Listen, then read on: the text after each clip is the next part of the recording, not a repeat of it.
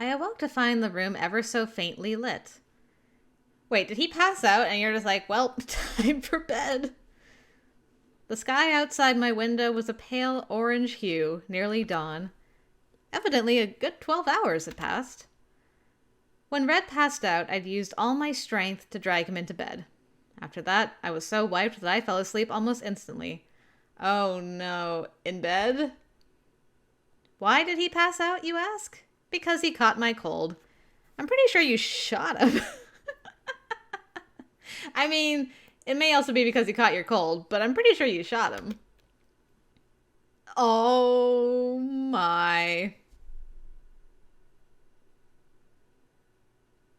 She looks so concerned. Like, well, don't make any sudden moves, whatever you do, girl. Now that I was awake, I realized Red had latched onto me, locking me into place. In essence, he was using me as a hug pillow. Oh dear. I pressed a hand to his forehead, then to my own, comparing our temperatures. Not like I can tell the difference. Granted, I was feeling a lot better, but that didn't necessarily mean I was out of the woods just yet. Out of the woods. Nice. Plus, now my temperature was rising for a different reason entirely. I sighed, conflicted. I had no idea how I was going to extricate myself from the situation. I could feel his steady breathing tickling the top of my head. Thankfully, the color had returned to his complexion, so perhaps he was already on the road to recovery. Knowing him, the second he wakes up, he'll probably scream his head off. And by probably, I mean definitely. Then he'll shove me off the bed, and I'll probably bash my head on the side table. Yep, I can see exactly how this will play out. Will you wake him?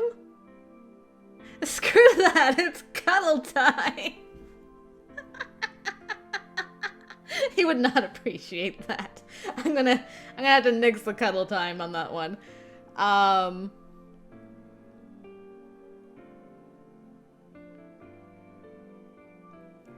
mean, maybe he'll still be feverish enough if we let him wake up naturally that he won't freak out.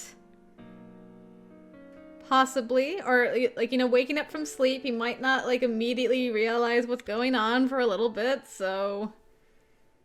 I don't wanna poke at the beast, in a way, you know what I'm saying? I'm just gonna pretend like everything's fine. I decided to stop fighting it. He looks so peaceful right now, I'd hate to ruin it for him. It was then that I realized my palms had gotten sweaty. I sure hope I don't stink. I tried to sniff myself, but I couldn't really smell anything.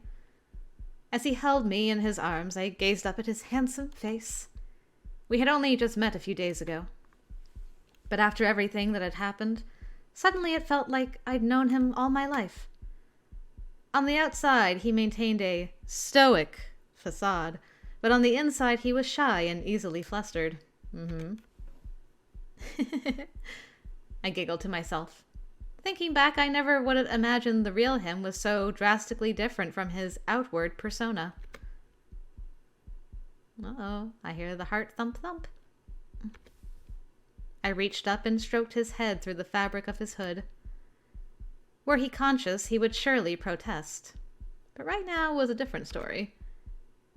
In fact, I felt him hug me tighter, almost as though he were preventing my escape. Red?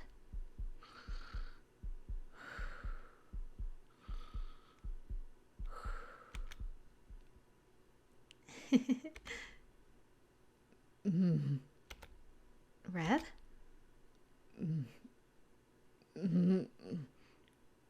Give me... He groaned in his sleep. It's all my fault. Please, forgive me. A single tear rolled down his cheek. I reached out and wiped the tear away with my index finger, then pressed my forehead to his. I forgive you.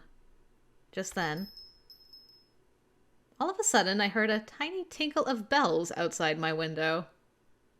Yes? Oh, right. The alarm. What's that jingling? At first I thought maybe it was a cat or something, but then I remembered.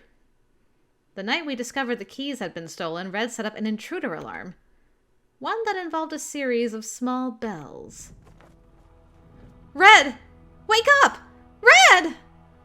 I shook him vigorously by the shoulders. Red! I could see a dark shadow contrasted against the brilliant orange sky. But I knew it was no mere shadow. It was a big, bad wolf with big, pointy ears. Who's there? In response to my scream, the wolven shadow darted away. Finally roused by my voice, Red slowly lifted his heavy lids. Gradually, his eyes grew wider and wider until... Now you wake up. Sir, we almost died. That's zoom in, though. Go! How do you respond? Hiya! Just karate chop him in the face. Look, I mean, both of these is probably to calm him down, but we don't have to be violent. This is not Cinderella. Sir, calm thyself. I hastily attempted to calm him down. Relax, okay? Relax! What are you doing here? I mean, this is my bedroom, so... Your bedroom? Why are we... Here's a tissue, just in case. Oh, she's learning. A preemptive decision in the event of another nosebleed. Thank you. Wait. Back on topic. Why are we... canoodling? What a great word. Ah, yes, we did the canoodle. Well, you see... Don't tell me we... I had a feeling you would take this in that direction. Gah! Red? Gah! Why'd you get all stiff? Phrasing. Right on cue, a torrential nosebleed gushed forth. Okay, she did that one on purpose. At this point, I was neither frightened nor turned on, I would like the record to state. My only option was to wait until he recovered. Thank goodness we have, like, the worst stalker ever. It's like, they're canoodling. I'll leave. It's okay. After a few minutes of gazing into each other's eyes with our arms around each other. Really? We just, like, I'm amazed. Okay. Feeling calmer now? He nodded. You passed out from a high fever. I'm guessing you caught my cold after all. And obviously I couldn't just leave you there on the floor, so I got you into bed and then I sort of passed out myself. He nodded a second time. He keeps staring at me like he's begging for me to explain how we ended up like this. Let me guess. You're confused as to why we're cuddling? This time he nodded vigorously. Use your words, sir. You know, like, you've woken up, you could stop cuddling, but he's just like, no, not until I get answers. Evidently, he hadn't even been conscious of it. Well, Red, that's because you refused to let me go. I'm so sorry! As soon as it finally clicked in his brain, Red leapt out of bed at full speed. Boing! Phew. Freed from his embrace, I sat up and adjusted my clothes.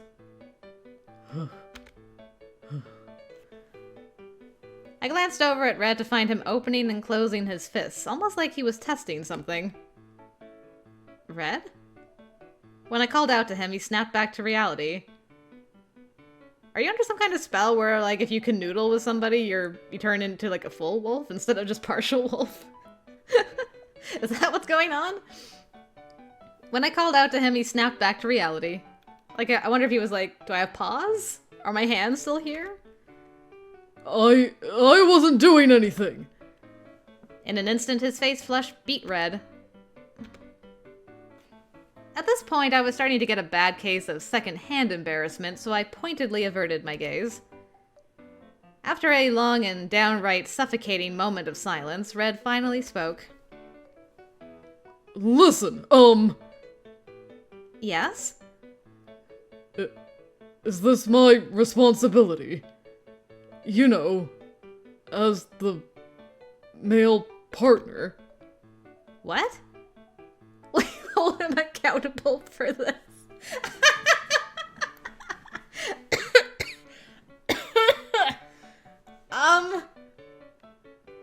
Gosh. What exactly? For the cuddling? I mean... technically... it is... his fault? Like, when he says hold him account, does he mean, like, I'm going to report this to his superiors as a policeman? Or I'm just like, yes, it was you, so... like, I didn't cuddle you back, kind of thing. I don't know. Yes? I looked at him in surprise and tilted my head curiously. Do you want it to be? Right? Well, if you insist. I mean, no! I was the one who... so I should, Should I take this to mean you'll marry me? Marry you? Well... He swallowed hard. I'm just kidding. Honestly, it's no big deal. It just sort of happened, that's all. It just... happened. Yeah. If anything, I'm the one who gave you my cold, and I'm the one who dragged you into my bed. You did nothing wrong.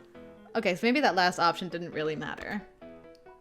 So I'm not going to hold you accountable for it. I see. Oh yeah, I almost forgot.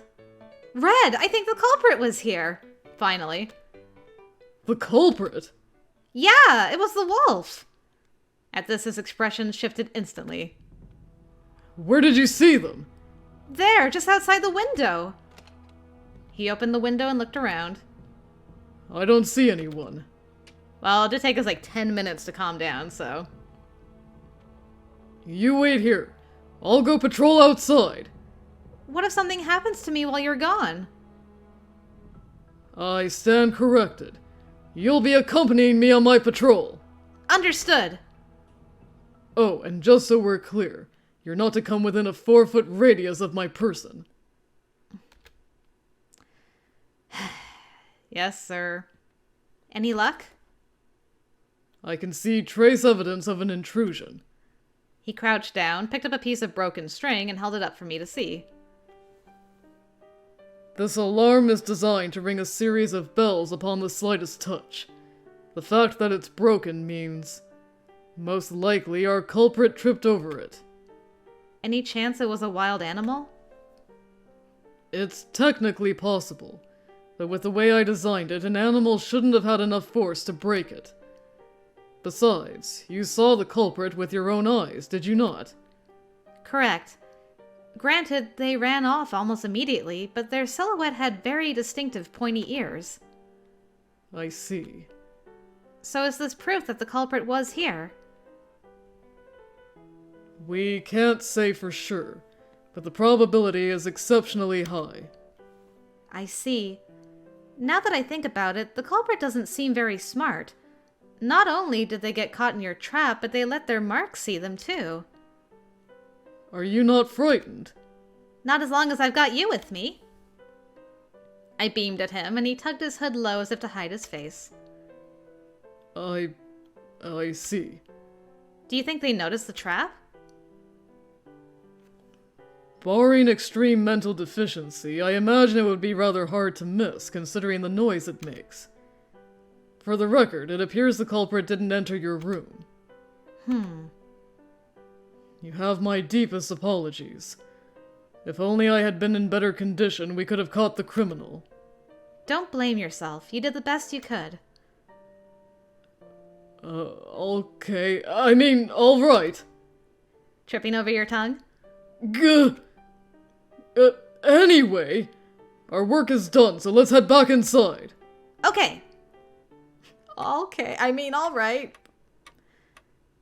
Tick-tock, tick-tock. Red and I sat on the sofa in silence, each of us lost in thought. My mind kept returning to the contents of the blackmail letter and replaying the image of the pointy-eared shadow in the window. This ticking clock is giving me steam prison PTSD. Please go away, clock. Then I realized Red had turned his attention to me. Are you alright? Huh? Well, you know, you must be physically and mentally exhausted after everything that's happened. No, I'm fine on both counts. Thanks for worrying about me, though. I see. What about you? How are you holding up? Oh, I'm fine. You sure? Why would I lie to you? I don't know, to avoid causing me concern? There's a few possible reasons. I would never tell a lie. Really? Not even little white ones? You've caught my cold now, haven't you? It matters not. I was the one who got you sick in the first place. And in so doing, I put you in a tremendously stressful predicament. You could say the same of me. Personally, I'd say we're even. A smile! Oh my gosh, I'm gonna take a picture. He actually smiled! All we needed was some cuddle time. Yay! Perhaps so. He smiled slightly. Oh hey, you smiled! What? This might be the first time I've ever seen you smile.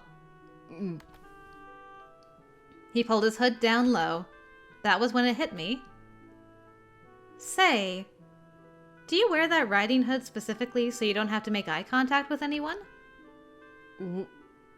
What does that matter? It matters a lot, actually. I'm trying to get to know you, after all. There's so much about you I have yet to understand. And you want to get to know me too, don't you? Back on topic. We need to focus on apprehending the criminal. Is that what you've been thinking about all this time? Precisely. I wasn't staring at you or thinking about you in the least. Really? Really? I mean, quite sure. Gah. I'm not sure if you're aware of this, Red, but your reaction suggests otherwise. What do you mean? Oh god. He's secretly a ditz too? Red tilted his head at me inquisitively as I clapped a hand to my forehead in exasperation. But just then, the phone began to ring. Who could it be? I'll answer it. Oh, thank you. I'd appreciate it. Hello? No, I'm afraid not. Yes. No problem. Goodbye. Was it a wrong number? Evidently so. Huh. Relieved, I let out a long breath and collapsed back against the sofa.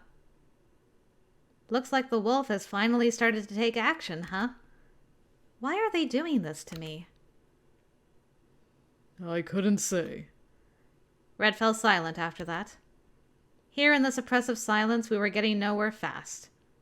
So I decided to change the subject.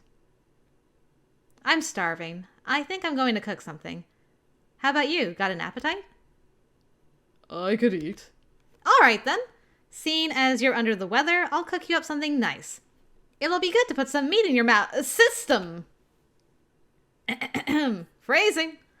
I changed my wording at the last minute to prevent any further blood loss. Girl.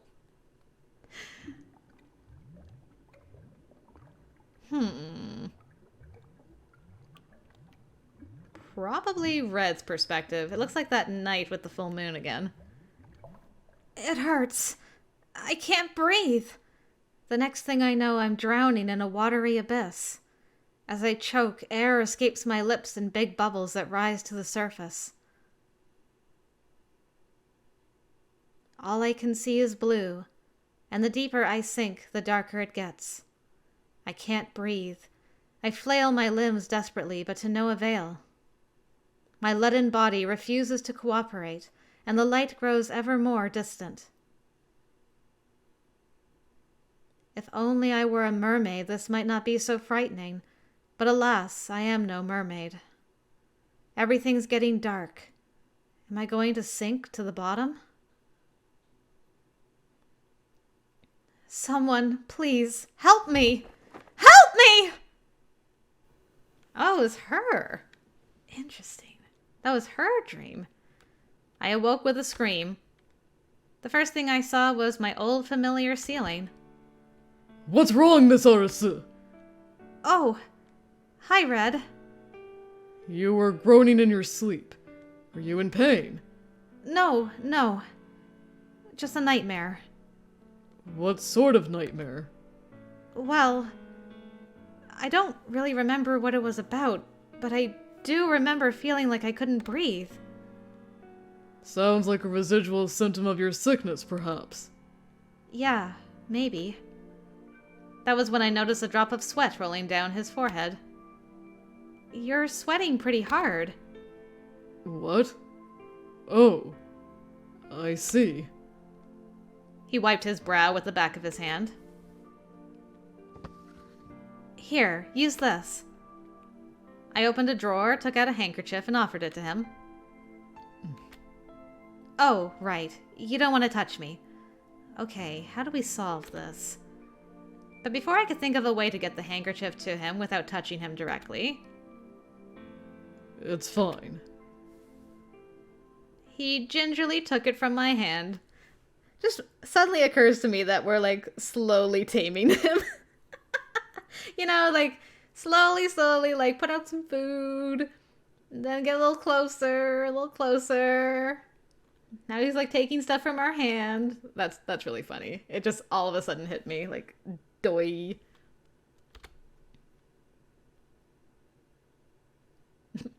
That's the highlight of that night. The next day... this sucks.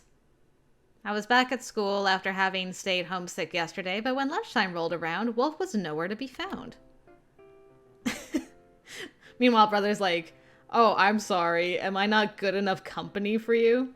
Well, you never answer the phone when I call, so what do you think? Gee, I'm sorry, am I boring you? Eat by yourself, then. No, come on! I pouted. I used to eat alone all the time, but that all changed once I met Wolf. Gotta say, I never thought the common cold could keep you down. There must be an especially nasty strain going around. Or else you're wimpier than I thought. Well, it was almost a compliment. Keep being mean to me and I'll give you my germs. I spread my arms out in a hugging gesture, only for Mr. Hunter to push my face away. Knock it off. Aw, I'm just kidding. Not that I care if you get sick. I just feel bad if it's spread around the school. I knocked his hand away and turned away in a huff. Right. Whatever you say. I scowled at him. You're a jerk. I just don't get any more involved than I have to. Because otherwise you'll get emotionally invested?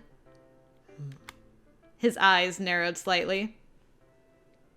Meanwhile, I chuckled to myself and began to pack away our empty lunchboxes. Is that why he's distant? Like, does he have to just have, like, a professional neutrality at all times? So he's like, I don't even, like, speak to my sister. Is that why Mom and Dad are away all the time, too?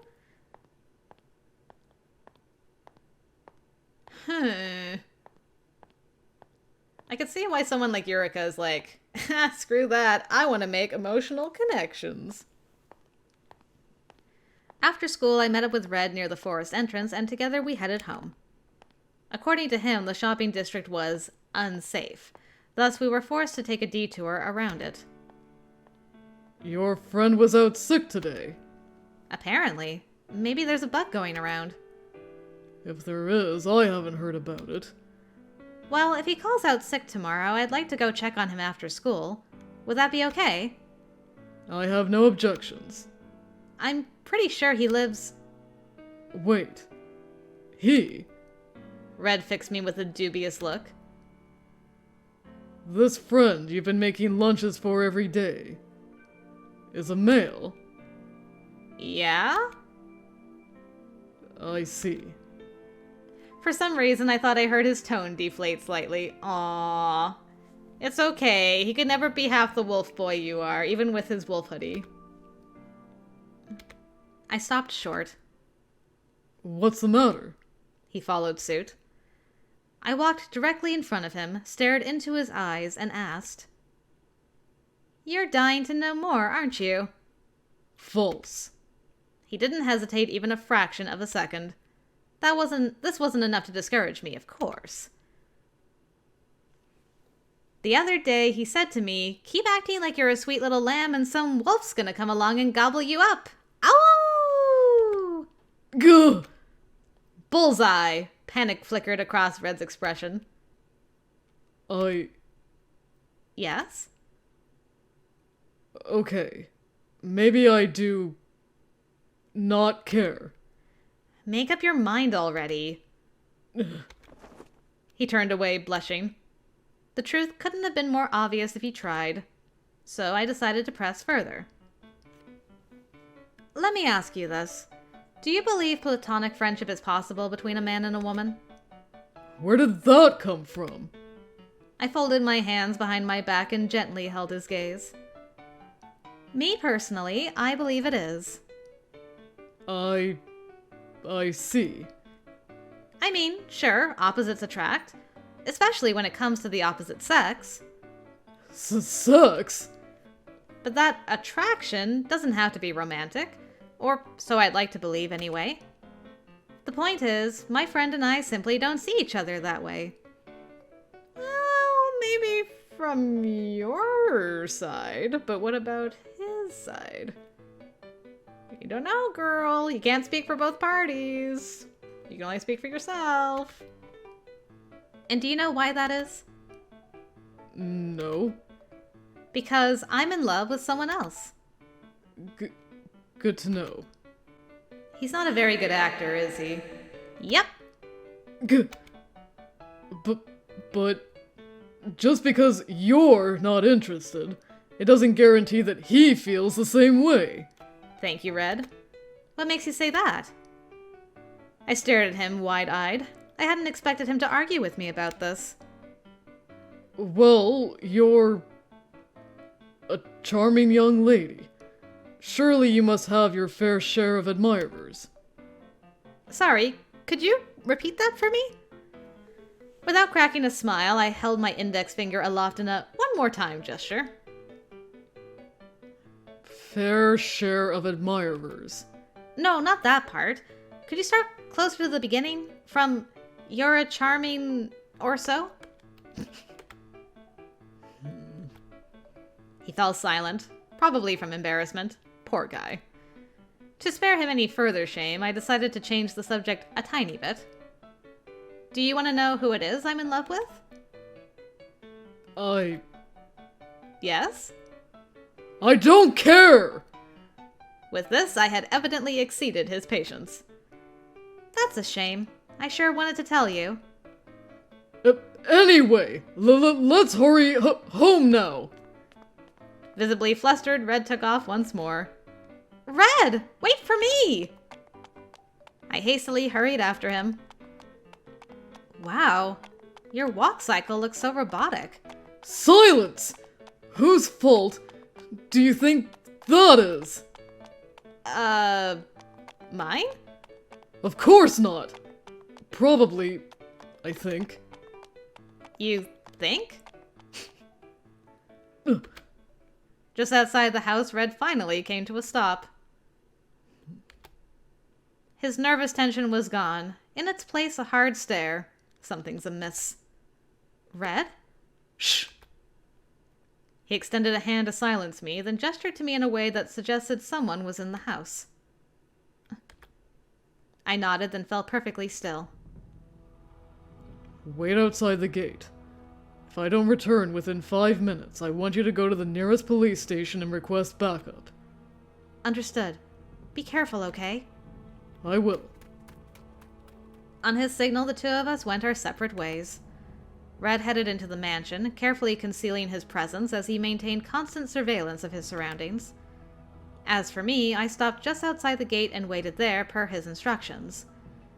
This would soon prove to be the longest 5 minutes of my life. Each passing second felt like an eternity.